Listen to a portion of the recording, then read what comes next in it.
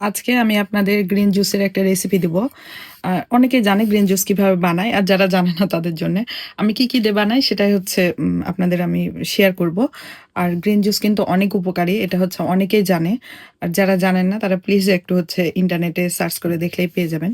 তো গ্রিন জুসে আমি হচ্ছে ১ম এ যে উপাদানটা দিই সেটা হচ্ছে একটা বিটরুটের ৪ ভাগের ১ ভাগ, আর কিছু লেটুস পাতা, হচ্ছে টমেটো, একটা আস্ত টমেটো, আর হচ্ছে ব্রকলি, আর হচ্ছে কিছু টুকরা আদা, আর হচ্ছে গাজর।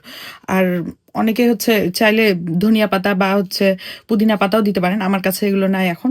আমার কাছে যা আছে সেগুলো দিয়ে আমি গ্রিন জুস বানিয়ে খাচ্ছি। আমি এটা হচ্ছে রেগুলারই এটা এখন আমি ব্লেন্ড করব। ব্লেন্ড করে হচ্ছে জুস বানিয়ে খাবো। তো এই তো আমার গ্রিন জুস ব্লেন্ড করা শেষ। এখন হচ্ছে আমি এটা হচ্ছে মানে খাবার উপযোগী হয়ে গেছে। তো আমি এটা মানে ছেঁকে খাবো না, এভাবেই খাবো। অনেকে জিজ্ঞেস করতে পারেন যে হচ্ছে এটার টেস্ট কেমন গ্রিন জুসের? আসলে কাঁচা সবজির টেস্ট কেমন হয়? মানে যেমন তেমনই। এটা উপকারী এইজন্যে খাওয়া, আর কিছুই না। এই তো আমার গ্রিন জুস রেডি। এখন এটা খাবার উপযোগী। আমি এমনিই খাবো।